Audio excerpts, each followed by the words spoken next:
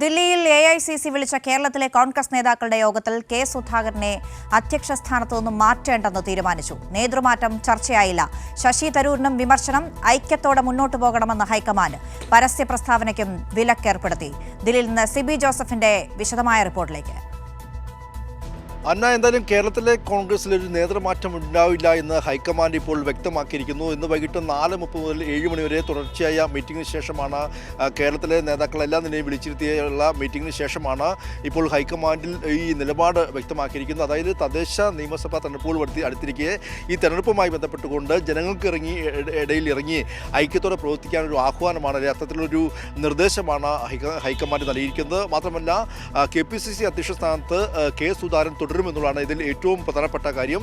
രമേശ് ചെന്നിത്തല അടക്കമുള്ള മുതിർന്ന നേതാക്കളുടെ അഭിപ്രായം കൂടി കണക്കിലെടുത്തുകൊണ്ടാണ് കെ സുധാകരൻ ഈ ഒരു തദ്ദേശ തെരഞ്ഞെടുപ്പ് വരെയെങ്കിലും തുടരട്ടെ എന്നൊരു തീരുമാനത്തിലേക്ക് എത്തിയത്.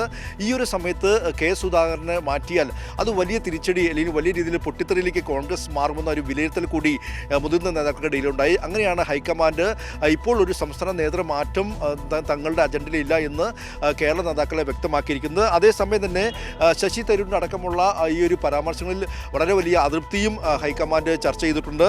അതിൻ്റെ ഏറ്റവും പ്രധാനപ്പെട്ട കാര്യം എന്ന് പറയുന്നത് ഈ നേതാക്കൾ വ്യത്യസ്തമായ അഭിപ്രായങ്ങൾ മാധ്യമങ്ങളിൽ പറയുവാൻ ആർക്കും സ്വാതന്ത്ര്യമുണ്ടാവില്ല എന്നും വ്യക്തമാക്കിയിട്ടുണ്ട്. അതേസമയം തന്നെ അത് ഹൈക്കമാൻഡ് ഇക്കാര്യം കർശനമായി നിരീക്ഷിക്കുമെന്നും KC വേണുഗോപാൽ ഈ വാർത്താ സമ്മേളനവുമായി ബന്ധപ്പെട്ടുകൊണ്ട് അദ്ദേഹം വ്യക്തമാക്കി. അദ്ദേഹം ശശി തരൂരിനടക്കം നിർത്തിക്കൊണ്ടാണ് അദ്ദേഹം പറഞ്ഞത്, ഈ മാധ്യമങ്ങളിൽ വ്യത്യസ്തമായ അഭിപ്രായം പറയാൻ ആർക്കും സ്വാതന്ത്ര്യമുണ്ടാകില്ല. ഹൈക്കമാൻഡ് ഇക്കാര്യം കൃത്യമായി നിരീക്ഷിക്കും. മാധ്യമങ്ങൾക്ക് മുന്നിലുള്ള പരസ്യ പ്രസ്ഥാനം അടക്കമല്ല നിലയും വിലക്കുന്ന ഒരു സാഹചര്യം കൂടി ഉണ്ടായിരിക്കുന്നു എന്നുള്ളതാണ് ഏറ്റവും പ്രധാനപ്പെട്ട കാര്യം. അതേസമയം തന്നെ കേരളത്തിൻ്റെ ചുമതലയുള്ള കോൺഗ്രസിൻ്റെ ജനറൽ സെക്രട്ടറി ദീപാദാസ് മുൻഷി വ്യക്തമാക്കിയത് തദ്ദേശ നിയമസഭാ തെരഞ്ഞെടുപ്പുമായി ബന്ധപ്പെട്ടുള്ള ഒരുക്കങ്ങളാണ് ചർച്ച ചെയ്ത് ഈ കേരളത്തിൽ ഇത്തരത്തിൽ നേതാക്കൾക്കിടയിൽ ഐക്യമില്ല എന്നും നേതൃമാറ്റം വേണമെന്നല്ല നിലയും താൻ റിപ്പോർട്ട് നൽകി എന്നുള്ളതല്ല നിലയും മാധ്യമ സൃഷ്ടിയും മാധ്യമങ്ങൾ തെറ്റായി വാർത്തകൾ പ്രചരിപ്പിച്ചു എന്നുള്ളതാണ് ദീപാദാസ് മുൻഷിയും വ്യക്തമാക്കിയിരിക്കുന്നത്.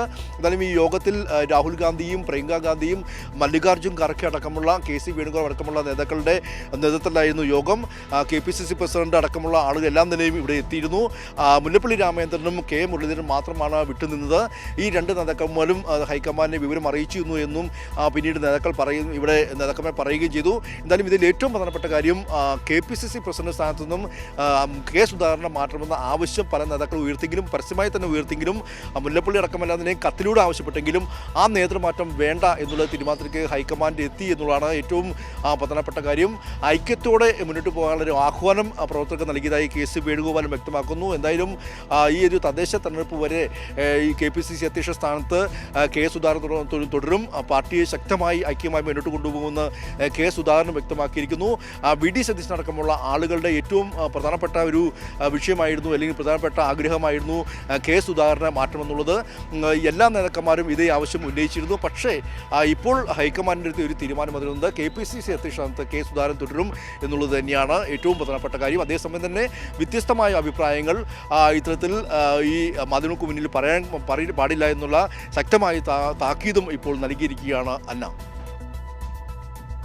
ശരി, ദില്ലിയിൽ നിന്ന് സിബി ജോസഫാണ് വിശദമായ റിപ്പോർട്ട് നൽകിയത്.